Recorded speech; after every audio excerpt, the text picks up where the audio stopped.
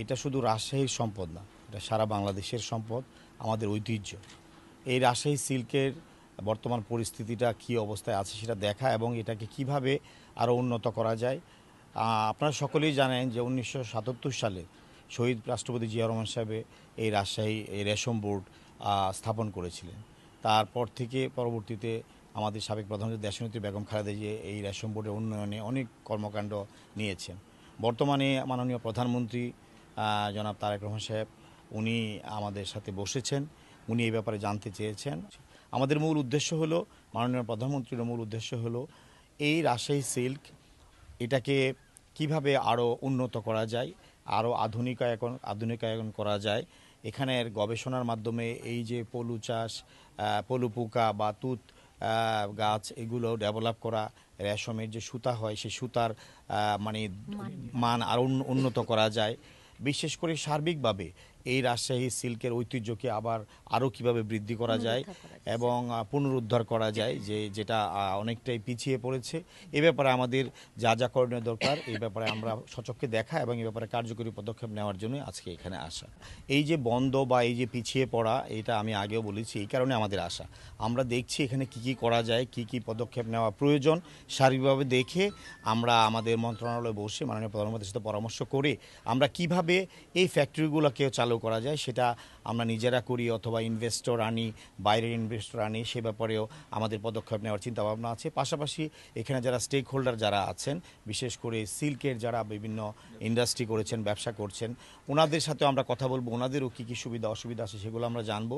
এবং শুধু তাই নয়, ওনাদের এই প্রোডাক্টটা যাতে বাইরে রফতানি হয় সে ব্যাপারেও আমরা বিদেশে বিভিন্ন দেশে, চায়না, আমাদের জাপান সহ বিভিন্ন দেশে আমরা সোর্সিং করছি। কাস্টমারও আমরা চেষ্টা করছি যে ওনাদের সাথে ট্যাগ করে দেওয়ার জন্য।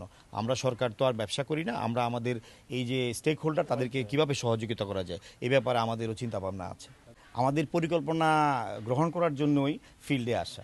এই যে আপনাদের কাছ থেকে তথ্য পেলাম, আপনাদের কাছ থেকে আমরা স্টেক হোল্ডারদের সাথে কথা বলবো, আমরা আমাদের বসনি যারা আছে তাদের সাথে কথা বলবো, এগুলো জানা বোঝার জন্যই এবং সমন্বিতভাবে কী পদক্ষেপ নেওয়া যায় ভবিষ্যতে। এই যে আমরা 400-450 মেট্রিক টনের মধ্যে আপনি বলেছেন যে প্রায় 10% আমরা বাইরে থেকে ইম্পোর্ট করতে হয়, এই জায়গাতে আমরা কিভাবে আমাদের লোকাল প্রোডাকশন আরও বাড়ানো যায় এই জন্য কার্যকরী পদক্ষেপ নেওয়ার জন্য আসা। অবশ্যই আমরা এই ব্যাপারে ভবিষ্যতে একটা সমন্বিত কার্যক্রম পদক্ষেপ আমরা গ্রহণ করব। আর সিল্ক ফ্যাক্টরি হয়নি, আসলে এটাই তো প্রশ্ন যে আমরা কেন এটা বাড়াতে পারলাম না, কেন হচ্ছে না।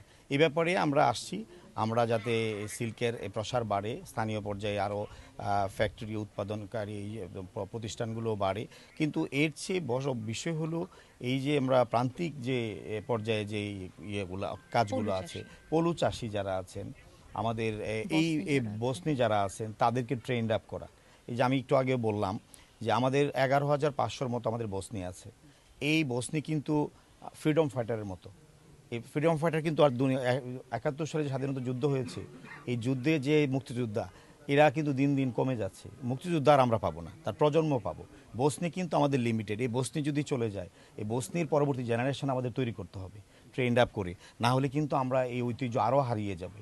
এই কারণে আমাদের কি কি পদক্ষেপ নেওয়া যায় এই জন্য আশা, এবং আপনারা ধৈর্য ধরেন, ইনশাল্লাহ আমরা কার্যকর পদক্ষেপ নিব আমাদের এই রেশম শিল্পকে বাঁচিয়ে রাখার জন্য।